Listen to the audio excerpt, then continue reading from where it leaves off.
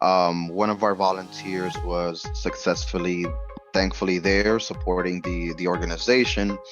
Um, and a spectator just collapsed in the water face down. Now that the volunteer just used their instincts, pulled him out of the water, performed CPR from previous training that she has had on her own, and successfully resuscitated the person and provided him back to EMS to be taken to a hospital. Hello, everyone. I'm Jason Perez. And I'm Wesley Long. And we're bringing you a fresh new take on disaster preparedness. Welcome to Disaster Class.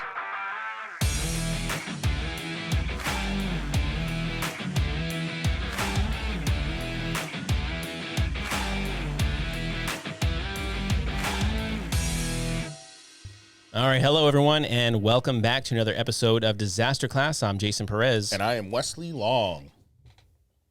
And Wesley. That means class is in session. Class is in session. We have to move the button for the bell closer because I have agree. to I've said that from really day far. one. You can find footage on that. Yes. Yeah. Mm-hmm. No, I agree. the downsides of moving into a bigger studio. Yes, anyways, yes. That's besides the point. Yeah. Well, we are really excited today because excited. we have a special guest with us. Yeah. We want to welcome Anthony Escoto to Disaster Class. Anthony, welcome to Disaster Class. Thank you guys for inviting me and having me on. I'm super excited to chat with you guys today. Yeah, we're excited to have you, man. Yeah. So just for our listeners, Anthony, you work for New York City Emergency Management as the CERT Training and Exercise Program Manager. And we see your nice little background there. Looks good. New York City Emergency Management CERT. Maybe, can you tell us, just break down that acronym? What does CERT stand for our viewers? Yes, and I always have a hard time because on my signature, there's no way I could put the whole thing. Yeah, it is a long one. CERT stands for Community Emergency Response Team. Okay. It's a national FEMA program. Here in New York City, we have a very unique and extensive program serving the city. Okay, we're gonna get into some of that. Yeah, we'll get into that. Yeah, so we're gonna break in and explain more about what CERT is. But maybe first, can you tell us a little bit about your background, your experience? Who are you? Who is Anthony, and how did you get into emergency management? Yeah. So, I come from a military background. I was in the New York Army National Guard. I was a combat engineer, then switched over to being a signal system support specialist. Very fancy title for just saying we manage a lot of communication stuff in the Army. It's funny, my last op, which was Hurricane Sandy, and it was the most meaningful thing ever of serving the city where I was born and raised in. Mm-hmm. I remember canvassing in Staten Island with Department of Buildings, the fire department, and all of a sudden these green people get in front of me, and I really wanted to. I was like, who are these people? Get them away from me!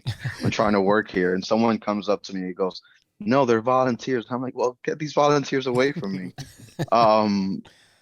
And then it took me a while to kick in and understand that they were actually doing the same thing we were out there doing 15, 18 hours a day, just as their goodwill of being a good Samaritan for the neighborhood. Wow.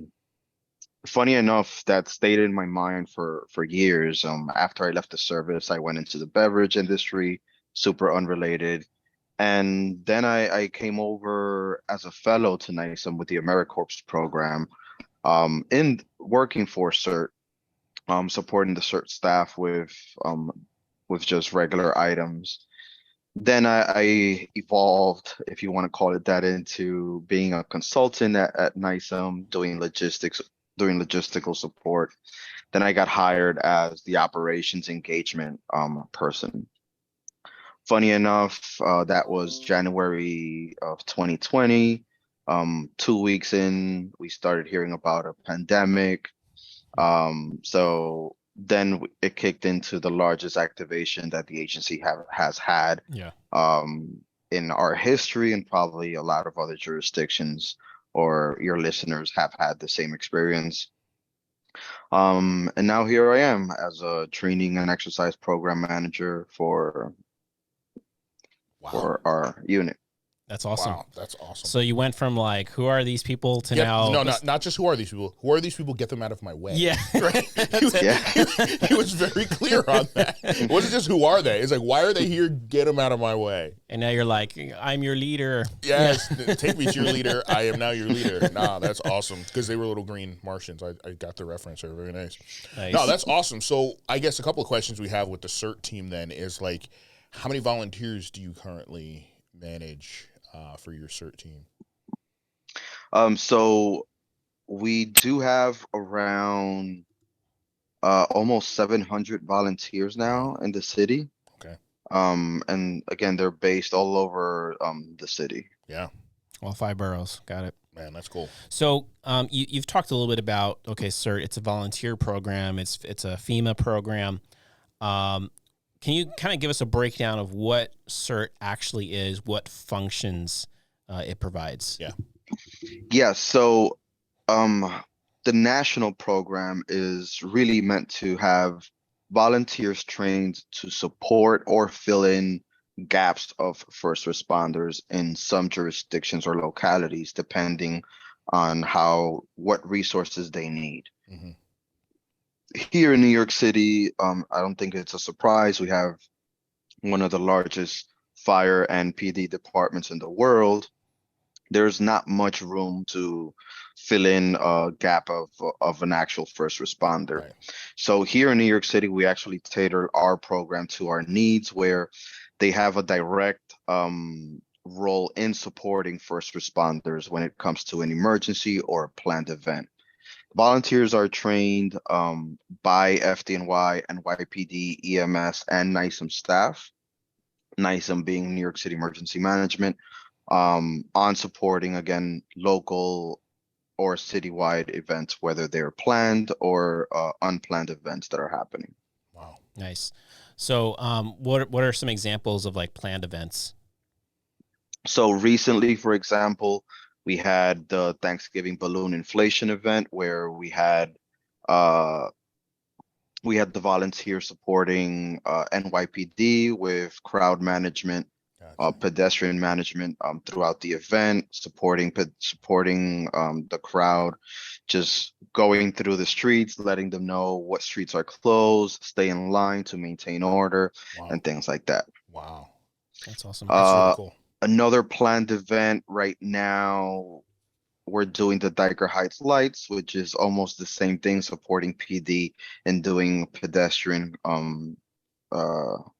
management. Yeah, crowd Okay. management. Awesome. Awesome. So those are the planned events. It's nice to have now these volunteers that you can kind of throw in the mix of That have been fully PD, trained. and they've been right? trained, and Yeah, they can serve a useful purpose. But now, now we talk about disaster situation, and how can they be utilized in that kind of, like you gave the example of Hurricane Sandy. Maybe you want to talk more about that, or how they're able to be utilized in a disaster event. Yeah, so just to stay relevant to this year, for example, we started the year with the polar bear plunge, literally January 1st. One of our volunteers was thankfully there supporting the organization, and a spectator just collapsed in the water face down. Whoa. Now the volunteer just used their instincts, pulled him out of the water, performed CPR from previous training that she has had on her own, and successfully resuscitated the person and provided him back to EMS to be taken to a hospital. Huge. That's how we started the year. That's awesome. It Day made one. the New York Post front page, even though they credited the lifeguards, but it was a CERT volunteer resuscitating the person. A few weeks after that, in the actual emergency, the unfortunate situation in the Bronx, Yeah. 5-alarm fire, Yep. where 17 casualties were taken. The CERT volunteers were at the service center supporting for 28 days. helping all clients coming into the service center, just managing whatever needs they had and helping them navigate through the service center with all the actual services that the city and nonprofits were providing the residents. Wow. Um, in the summer we had a sinkhole um in the Bronx Mm-hmm. as well, where CERT volunteers were helping NYCEM Operations Bureau do a canvassing to all 900 residents that were affected and providing them the resources that the city and the state had for them, and also helping us analyze what was the actual impact of the situation where this sinkhole happened, and it was followed up, talking about cascading impacts, was followed by a flash flood event, which all of a sudden created a mass backflow of water into residents' homes. So Wow. volunteers to help us, uh, I guess, see what was the scope of the actual issue. They canvassed and then actually, again, were providing information to the local residents. Wow. That's really cool. That's really great. I mean, so the next question on here is almost a no-brainer, but I'd love to hear you articulate how you feel from your position. What value does a CERT team add to a community? So I love this because, I think it's a great question because it's almost one of my like personal pitches when I pitch the CERT program to others. And Mm-hmm. it's hard, for example, in a fire, if I come all with this uniform New York City emergency management to offer you services or help you, you're like, who are you? Like, you don't feel related. Mm-hmm. It's completely different than if you have your neighbor that it's a familiar face that you have seen walking around the neighborhood in your local grocery store, that now is actually welcoming you and helping you walk through probably what was the worst time of your life. Right. So to answer your question, the value that the CERT program brings is community representation, and you feel represented by your local peers, whether it be your neighbor or someone from your community. Right. It's the community voice. That's a nice way to put it. Yeah. That's a nice way to put that. Wow. Yeah, that's what a tremendous value. And of course, New York City has so many resources available. Like you said, largest fire, police, department. But just having the CERT program still, even with a city with so many resources, still a tremendous value add to the city. And so now I think about, an area that's not New York City, a small town or smaller city, where even maybe there are the gaps. Their emergency services, maybe they do have gaps with their, police, fire, EMS coverage. And now what additional tremendous value the CERT program had there. So, what a big call out. All right, everyone. So we're going to pause real quick for this week's sponsors. When you need an emergency plan, you need Doberman Emergency Management. Whether you are buying a home and want to know about your local hazards, or you are a professional needing additional support, Doberman Emergency Management can help. Visit DobermanEMG.com today to learn more. Instinct Ready is here to help educate, prepare, and equip you for disasters. Everything from disaster preparedness education to quality survival products. Use promo code DISASTERClass at InstinctReady.com today for 10% off site-wide, because preparedness starts at home. All right, let's head back to the show. So I guess my next question would be then, is there any other value adds that CERT brings to a community?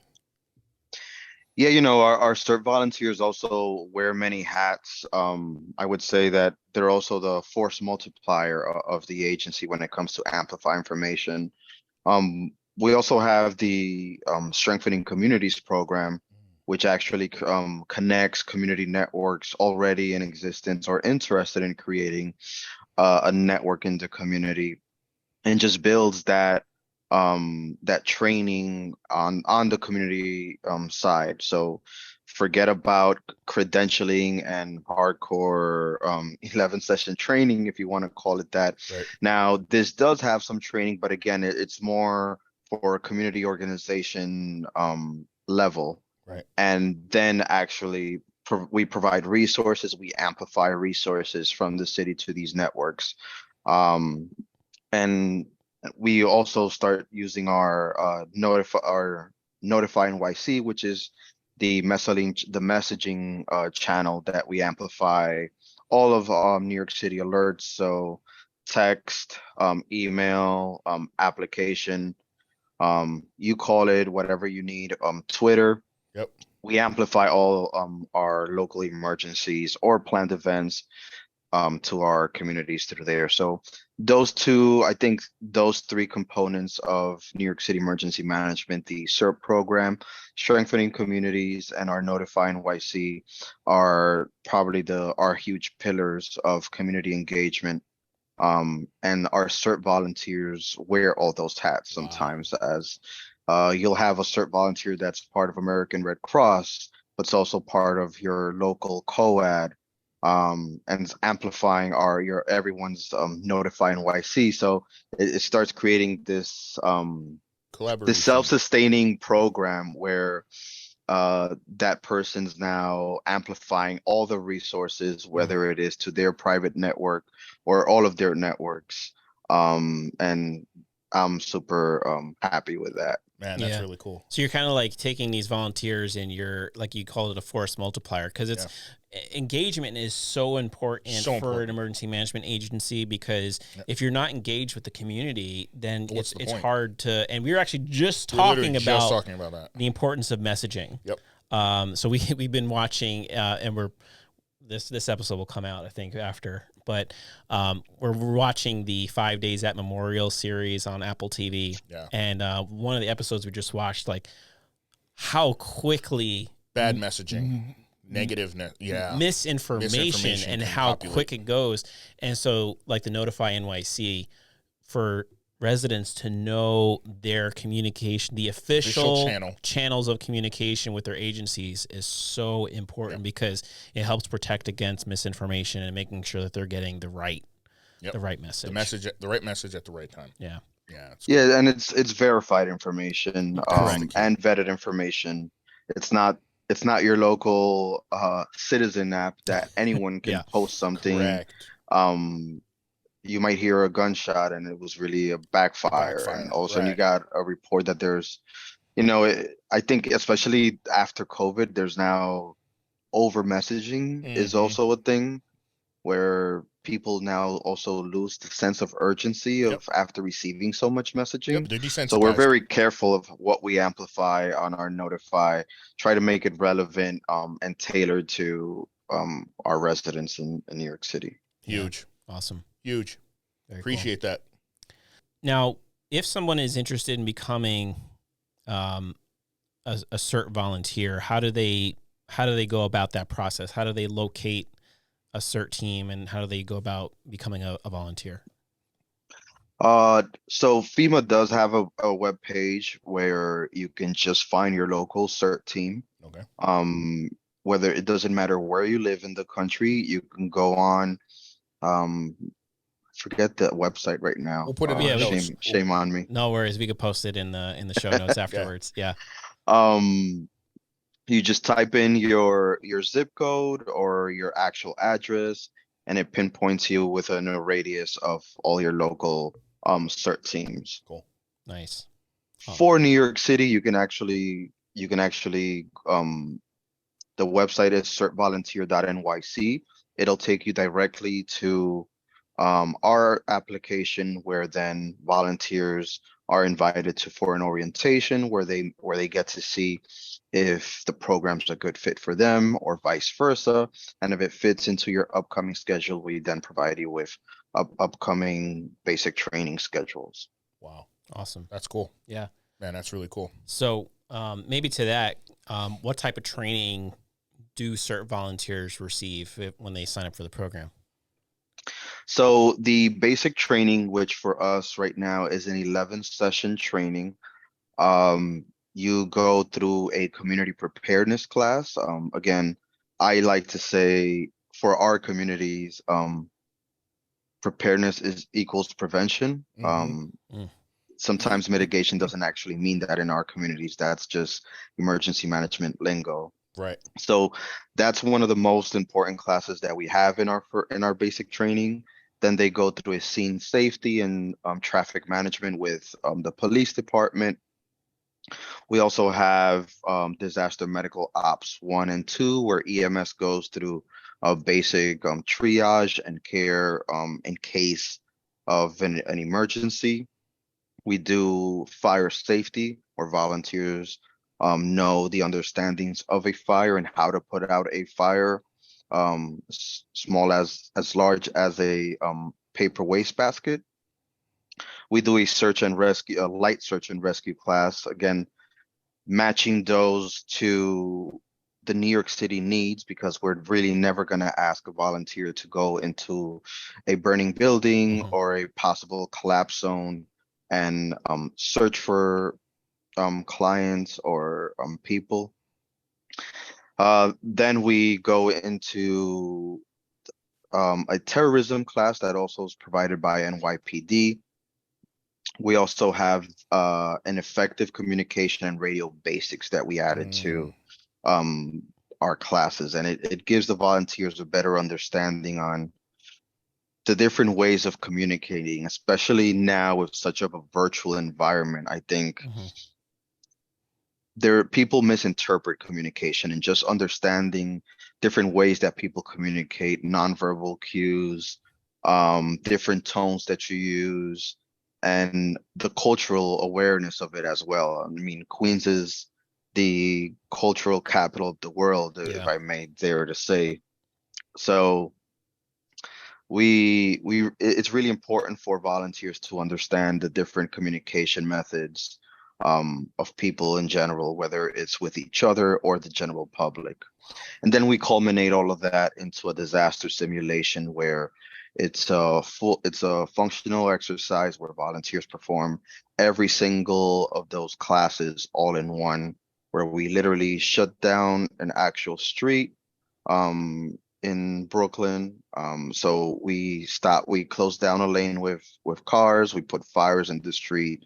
We call in our active volunteers to perform as victims, live victims. We also have dummies that we also for extra victims and triage. And it's an awesome event. That's really cool. That's it. Yeah, that's intense. That's sounds like a really immersive training. Yeah, that's awesome. Robust. And that's all. And the great thing is it's really that's just basic training. Then we offer several advanced trainings throughout the year and the years to come for volunteers to keep expanding their role, whether they want to go down the route as they only want to do preparedness. So we do have other classes that we teach, the Ready New York program, which is New York City Emergency Management's campaign for preparedness. If you want to go down the more of a deployment, right? If you want to just serve during emergencies, we back up our volunteers and provide more trainings for that factor as well. So it is pretty interesting. And so I said this to a colleague the other day, and it's almost like if we run our own emergency management agency with the volunteers, just with the different types of engagement opportunities we have with them. Wow. It sounds like such a great opportunity. That's such a great way to put it. And that's huge. And it's great for our listeners to know about CERT, because, if they're listening to us, they find this topic interesting. Correct. And this is just another way for you to kind of get your feet, wet and become a capable citizen. And become a more capable citizen, to get some additional training.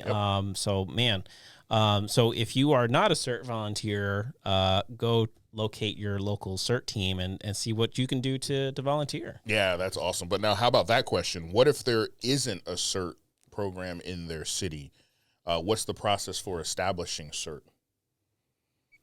So contacting FEMA first.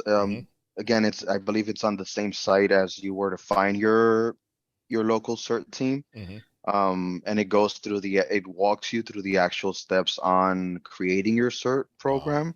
That's cool. I do encourage you to look for local support, whether it's your local emergency management agency or your firehouse or your local PD, and get support behind it, because it'll help you so much more. Especially it starts creating that rapport right from the ground up. Yep. Love it. Yeah, especially because CERT is going to be integrated with their local EM, fire, and PD. So it's like getting them. So if you don't have it in your city, I mean, maybe that's the first step is talk to your local officials, your local emergency management, and because something might also be in the works, right? True. And you might just be able to get on the ground level, or help support it and help them to build it. So. Yeah, help it grow. Yeah, man, that's really cool. Yeah, man, is there anything we missed? Is there anything you think that you wanted to add to this that our listeners might take value from? I think one of the best things that I am proud of our volunteers is that they've become an actual resource for the city. So our elected officials, the local city administration has actually recognized the volunteers as a resource.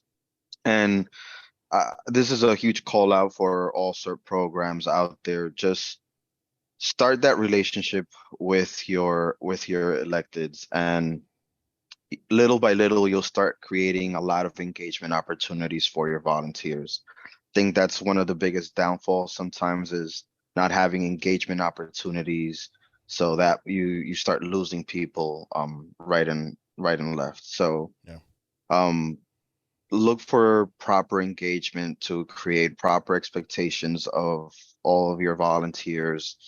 Look for support structure, span of control to manage your volunteers, because here we do have volunteer leadership who take care of more volunteers. So we divide our boroughs, and we have 2 leadership per borough.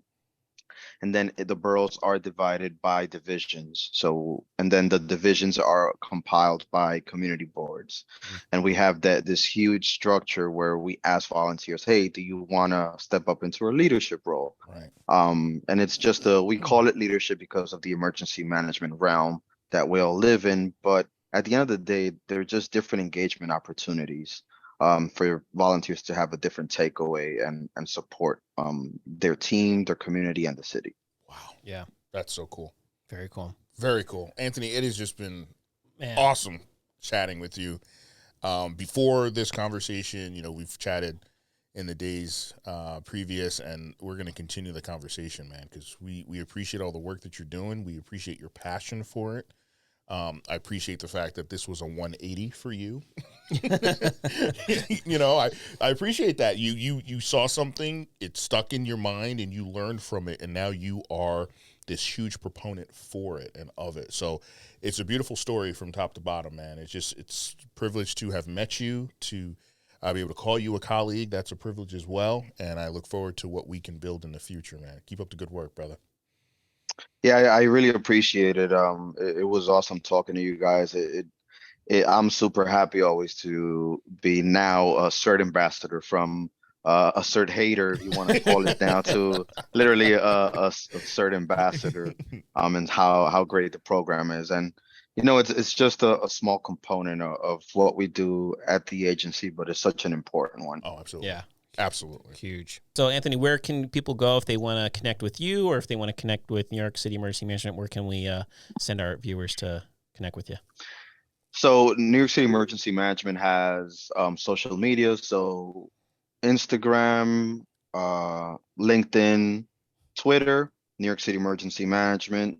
You'll find all agency socials there. So, our Notify and all of our agency social medias are posted on all 3. For me, you can find me on LinkedIn, Anthony Escoto, with New York City Emergency Management, and I'll be happy to connect and provide any resources or assistance that I can.